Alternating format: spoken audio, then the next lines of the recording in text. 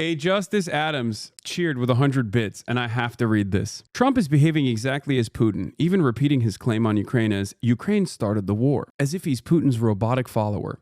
How can an independent American president do that? Yes, no real independent American president can do it. Only a Russian spy will do that.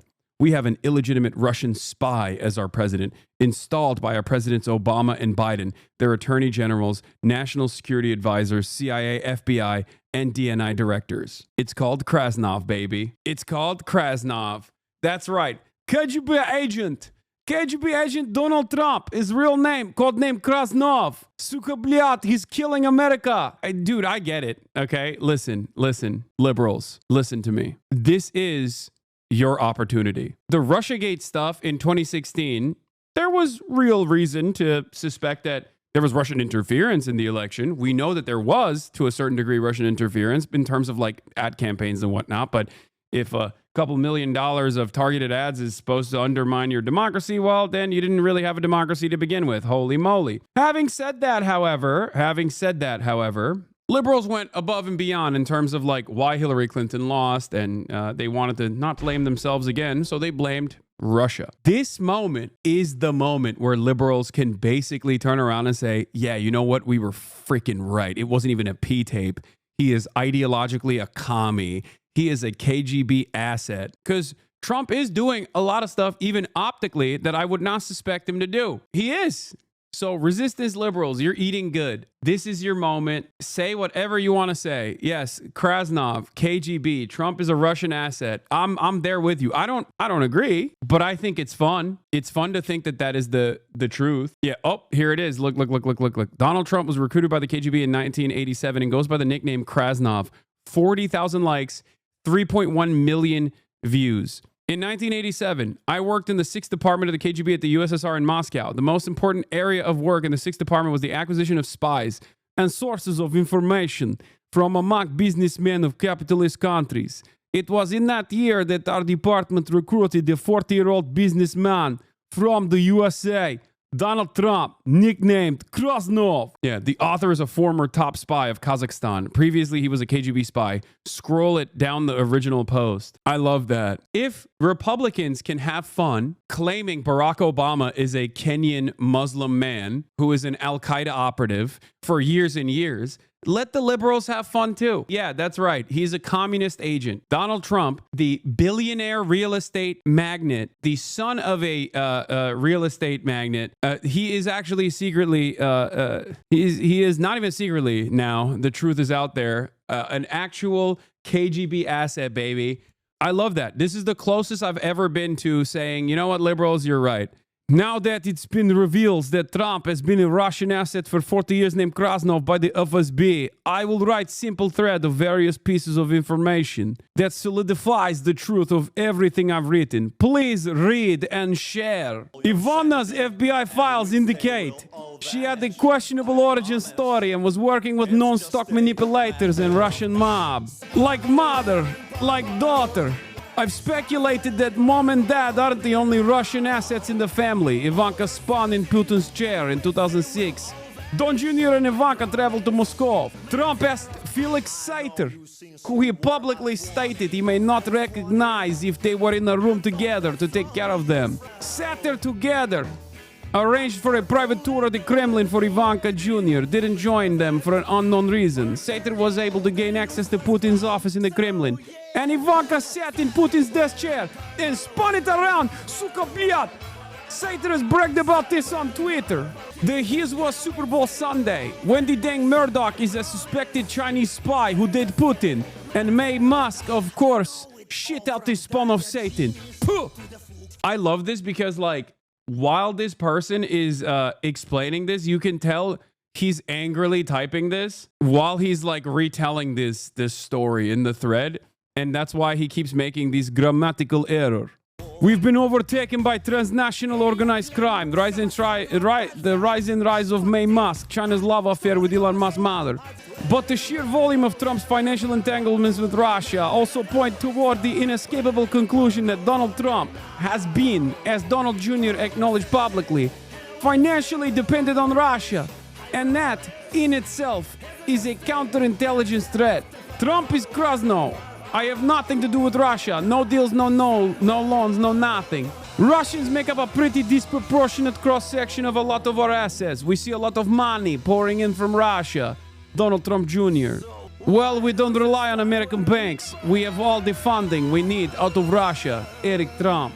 It's pretty funny because, like, this is ridiculous. Like, there is no evidence here on this Twitter thread whatsoever. And yet, 103,000 likes. 103,000 likes. If you want to understand Trump's, like, deep and intricate financial ties to countries that would be considered foreign adversaries, or foreign nations, for example, look to Saudi Arabia. Saudi Arabia basically dominates Donald Trump. They have it all. Saudi Arabia has Donald Trump by the balls. But that's, of course, different because, or even Israel as well, obviously. So that in and of itself is not something that liberals actually get mad about because they're technically considered allies. Ladies and gentlemen, it's time to talk about American foreign policy, everyone's favorite subject matter, America's foreign policy and the belligerent nature of the Trump administration. Basically, they turned around and said, hey, we're siding with Russia. His changing stance on the war in Ukraine has been highlighted at the United Nations, where its UN envoy voted twice alongside Russia.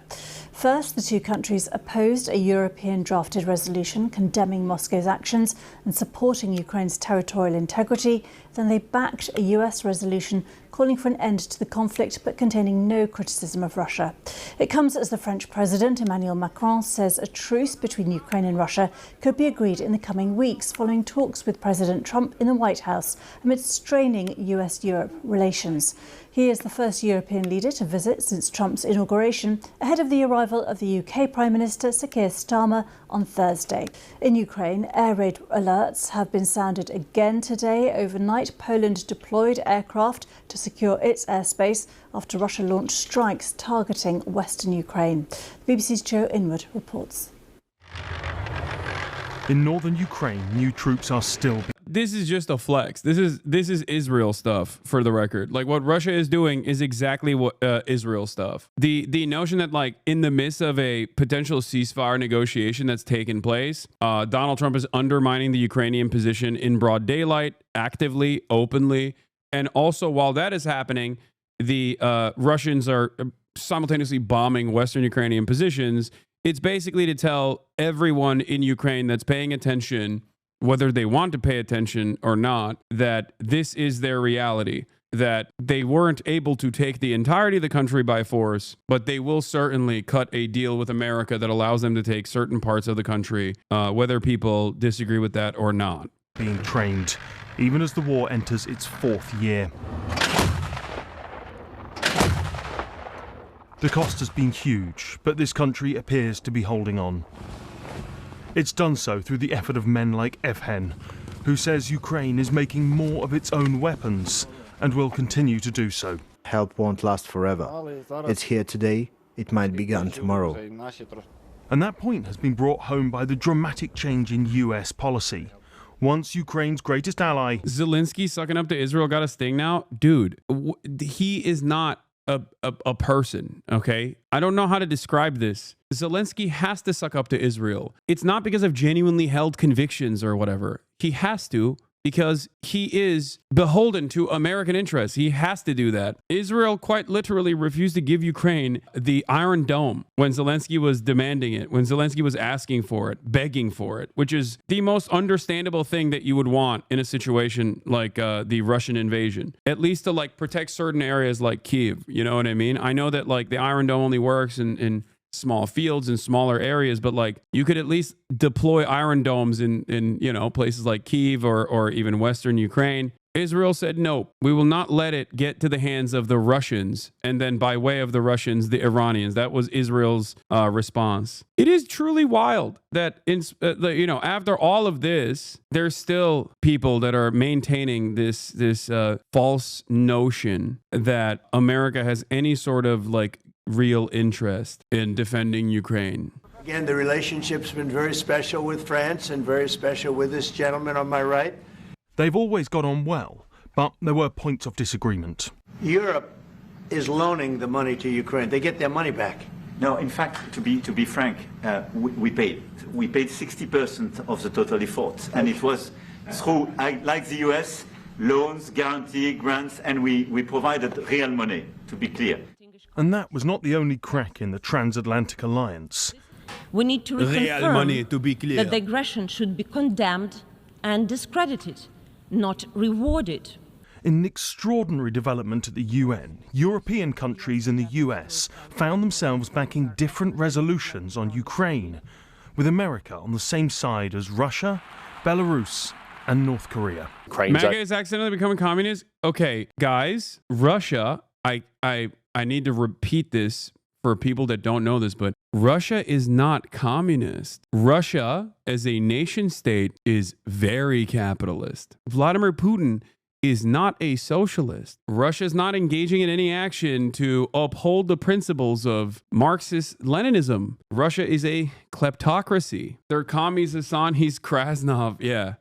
I mean, the DPRK is not even communist. Like, at least in terms of how their election process works. They're not necessarily the most democratic People's Republic of Korea. USA is already a kleptocracy too. Yes, you're not wrong. Anyway, none of that matters in this instance, because ultimately irredentist action or imperialist action from any nation that violates the sovereignty of another is completely unacceptable. It does not matter if it's Russia doing it. It does not matter if it's America doing it. This has been my firmly held commitment and principle in perpetuity. Having said that, of course, people will make up their own minds regardless. Yeah, it's the same. No, it's China as well. Yes, this also extends to China as well. I've said it before and I'll say it again. Ukraine is cooked. Both Russia and the West are going to carve up the country and turn it into a financial colony for the sole purpose of extracting wealth and resources from the people that remain. My family and so many other Ukrainians have no desire to return, and I don't blame them. Yeah, no, I mean, that was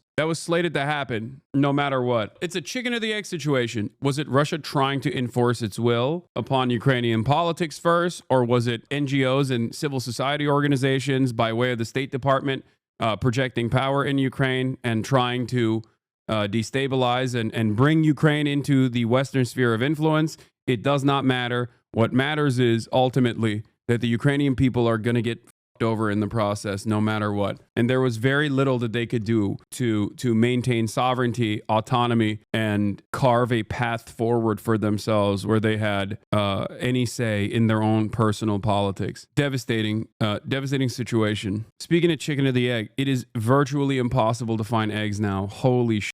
But that's, Trump's America, baby. You already know. All right. Ukraine-U.S. reaches an agreement on the mineral deal, ladies and gentlemen. There have been several versions of this deal proposed by the United States. All have been rejected. Now it appears this version has been accepted by Ukraine. That's what we're hearing from Ukrainian officials, but still no confirmation coming from the United States. What are you hearing? We're getting no confirmation, as you say. Exactly, as you said, there is no confirmation from American sources. We know that Donald Trump had suggested that Vladimir Zelensky would be heading to the White House at some point either this week or next week to sign a deal. We don't know any dates on that. Nothing has been confirmed. We know that the United States wanted 100% of the rare earth minerals from Ukraine. That was obviously rejected by the Ukrainians, and that's what led to a great deal of anger between the two sides. But there were still negotiations going on. What appears to have been agreed is that the United States will get 50% after Ukraine takes out $500 billion to try and improve the economy.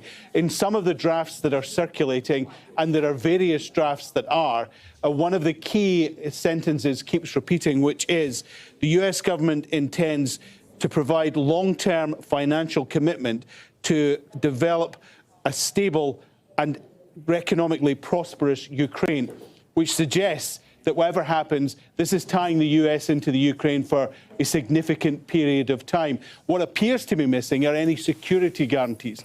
This is all financial. U.S. exploits Ukraine with promises of NATO membership, lies about the amount of aid given, and takes away crucial minerals. Meanwhile, Russia has assumed control of Ukraine's steel industry and faces no repercussions from the U.S. or to pay reparations. Yeah, it's like two hyenas picking apart a carcass. Ukraine is the carcass in this situation. They're just picking it apart for scraps. Great stuff overall. Fantastic. Surely there will be no resentment. Not a Russian missile attack, but a controlled explosion in a Ukrainian mine for graphite, a mineral used in lithium-ion batteries and nuclear reactors. Ukraine also has titanium used in the aerospace industry. But the draft deal doesn't surrender control over Ukraine's mineral resources to the US, as President Trump initially demanded. Rather, it's an attempt to ensure that both countries benefit. Today, President Zelensky was posing with a map of Ukraine's mineral. Look how quickly Big Homie played ball, by the way. Am I crazy? I feel like last week he was talking about, Mr. President Donald Trump, you are living in Vladimir Putin's lies. Next week he's like, look at my mineral map. I love Mr. President. I love these minerals. Please help us extract, Mr. President. Trump is out here being like, dude, you're a dictator. You suck. You're the reason why your country got invaded. You ain't shit. Your comedy's got horrible letterbox reviews. I mean, what is he supposed to do, to be fair? He ain't got nothing. I think part of it is that Trump let slip yesterday when talking about Zelensky coming to D.C. on Friday that they were going to provide another $350 billion in support. Mentioned Zelensky could fight as long as he wants. Oh, my God. Oh, my God. That would be... I'm not saying anything. I'm not saying anything. Are they going to lower the draft age? If they actually end up lowering the draft age for Ukraine, I'm going to lose my mind. Resources. For him, the key is that any deal should include US security guarantees. It's not yet clear whether it does. And he seemed unaware that while Ukraine has many critical minerals, it doesn't have much in the way of rare earths. We very much need rare. Did Disney dupe Donald Trump into thinking that Ukraine has rare earth minerals, which Donald Trump mistranslated to raw earth minerals? Raw earth! We're gonna the earth raw.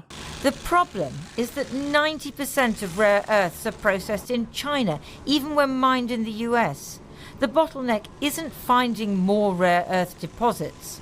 It's China's domination of processing, and the Ukraine deal isn't going to solve that. This was a deal from day one. They should have known this happens all the time with America KKA. Then again, it's either be invaded by Russia or be an indentured slave of America KKA. Pick your poison. I don't know if it would have been an invasion of Russia. I think it would have been an overtaking by Russia. And then Russia would still end up most likely taking advantage of your natural resources. It was no matter what. Like, Ukraine was screwed no matter what, since they didn't have nukes. Don't give up the nukes. This is just a joint US-Russia invasion on different fronts. Yeah. People call him Krasnov, not just for his alignment with Russian interests, but because ex-KGB officials alleged he was cultivated as an asset in the 80s. No, I know. I love that one. Also, if Donald Trump is Krasnov, then was Biden also Krasnov? Was he also a Russian asset? Because apparently Biden was also quietly trying to cut the same mineral extraction deal with Ukraine while he was also in charge. This is why I say American foreign policy is uniparty. Do you believe the Russian asset claims? No, I don't believe the Russian asset claims. Anyway, HasanAbi, the double Krasnov theory. Oh my God. Misunderstanding my point that way is really funny. Yeah.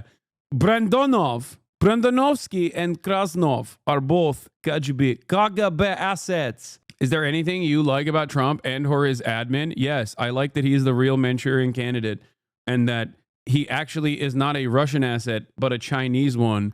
And he is literally undermining American hegemonic superpower status every day of the week, dismantling America KKKA's U.S. aid soft power capabilities. Wait until he sells the vassal state of Australia to Chinese protectorate. That's right. Yeah. Say bye-bye to AUKUS, buddy. He's doing the same thing he did with Barack Obama. You know how like he wanted to undermine everything that Barack Obama had done? He heard Joe Brandon talk about the Finlandization of NATO, but the NATOization of Finland. AUKUS, Jack. One too many times and decided, you know what? I'm going to dismantle AUKUS piece by piece. Five eyes? More like bye-byes.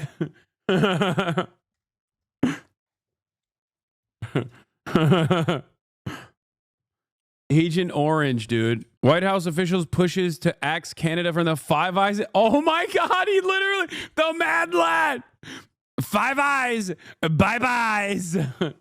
Oh my God. We need to find a Chinese name for Donald Trump. JD Pondon, dude.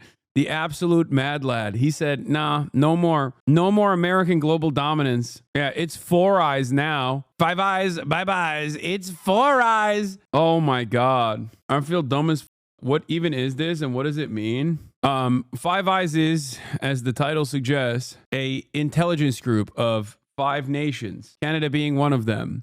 America seemingly is interested in taking Canada out of the equation. I mean, I do think that they're going to increase militancy against China. I think a lot of the stuff that they're doing is because they want to increase militancy against China, including the stuff that they're doing with Russia, partially because like they did something, they do a lot of like aesthetic things. They do a lot of aesthetic that I think basically show their hand. Like they eliminated from the State Department website a statement that has existed in perpetuity that the United States would not defend Taiwan. I think they deleted that because, you know, they're basically gearing up for that. I suspect they increase pressure on the Philippines and use the Philippines to dismantle any sort of security partnership that China tries to create in the South China Sea in an effort to no longer have the, you know, boat ramming operations that happen all the time, or like the water cannons that they spray the Filipino boats with. And then they also increasingly apply pressure through Taiwan. That's what I think. All jokes aside, I don't think that Donald Trump is dismantling America,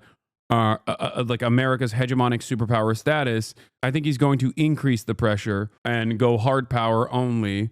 Even though, ironically enough, in the interim, it seems like he's just isolating our allies. Genuinely, a lot of this stuff genuinely doesn't make sense. Who has given what to Ukraine, and will they get their cash back? This right here, by the way, explains 2 different things. One, that Donald Trump is basically accelerating certain things that were already in motion in terms of like American foreign policy being uniparty and simply saying the quiet part out loud. And 2, it proves once again that when Donald Trump says something, people inevitably play catch up after he says it.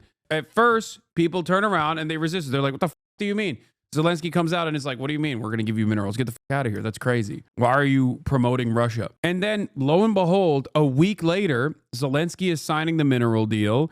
And now you got our European allies and their state broadcasters, their private broadcasters, basically talking about like what this process is going to look like. We just moved away from the ethics of the situation to how will we make this happen? It's so funny to be like, says the actual terrorist. Meanwhile, we're literally covering how America is currently over an entire nation with 40 million people and just completely eviscerating their sovereignty and nakedly extracting the remainder of their natural resources.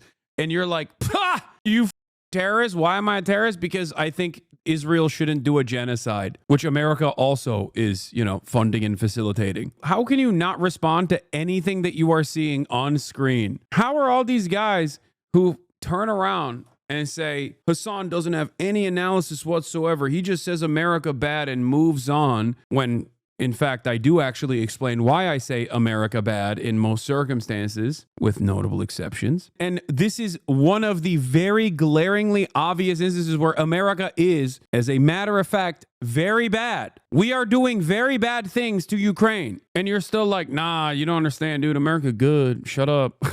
That's goal 4, those bars. Now compare it to Ukraine. Look, this guy goes, yeah, you actually support terrorists. It's on video. Yes, dude. Anyone and everyone that engages in any sort of emancipatory act against America and their allies are terrorists. You cannot fight back against being dominated. You will be branded a terrorist. You got me. The IRA, Nelson Mandela, the Algerian Liberation Movement, all terrorists. I know.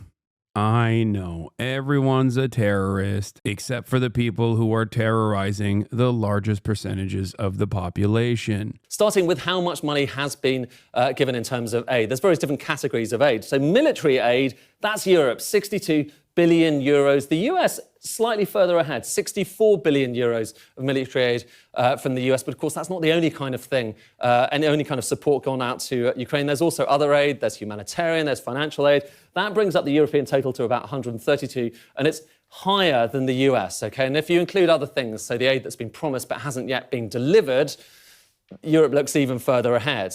Some of this money, particularly the financial aid, was structured as a loan. So some of that money theoretically will come back to Europe after a long period. It's a pretty lax loan, but still, it is a loan, whereas that's a grant.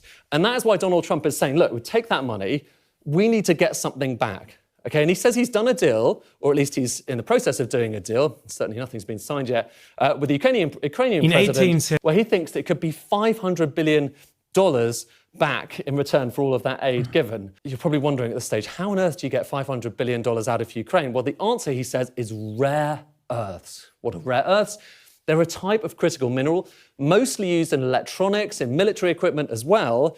And there are some rare earths deposits in Ukraine. I like that the entire piece revolves around, actually, there might not be any rare earth minerals at all. Raw earth! It's funny because it's like the only mineral maps that exist, I guess, about, from what I understand, I'm not the most knowledgeable about Ukrainian minerals, I will admit. I am not the talented crackhead Hunter Biden who knows all about the energy dominance of Ukraine. That's why he got 80 grand a month or $200,000 a month in pay from Burisma. But from what I understand, the only evidence that there is a lot of minerals in Ukraine also comes from like USSR maps, which could be true. I just don't know when this became like the major thing. Right, and this is a kind of mineral map of the country. If we zoom into this area here, it's in actually the occupied territory, which is, I think, part of the point here. And the Ukrainians were suggesting this.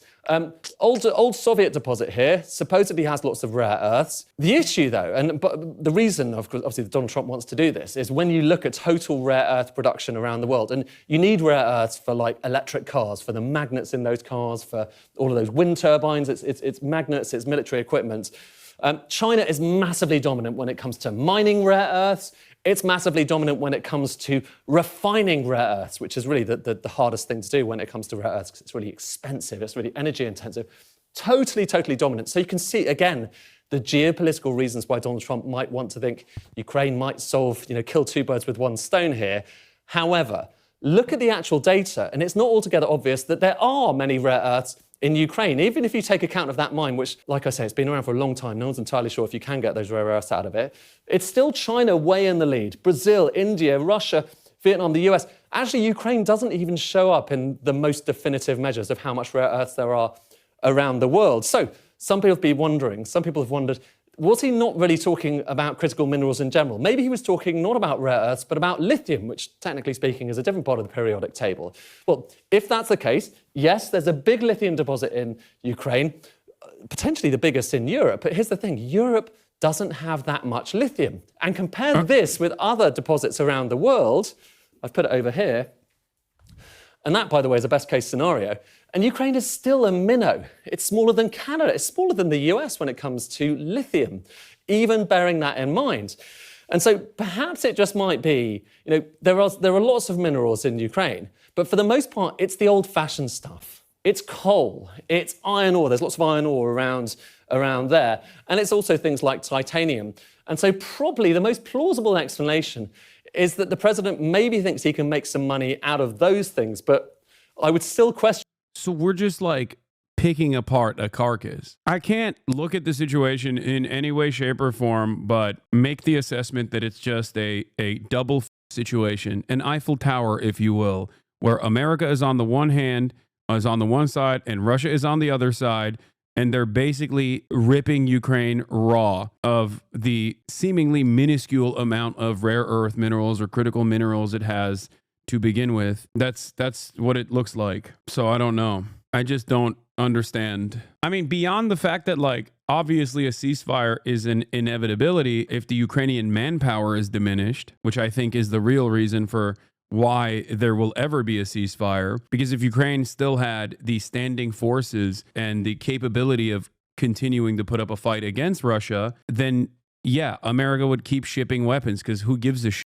the bargain was always clear, which is, what is the Lindsey Graham take? Is like, for a minuscule percentage of our military budget, we've been able to undermine a foreign adversary's military by 50%, which, disputable numbers, but whatever. We haven't lost one soldier in the Ukraine. We spent less than 5% of our military budget. 50% of the Russian army has been destroyed by the Ukrainians. They would be at Crimea already if the administration hadn't been so slow in giving weapons.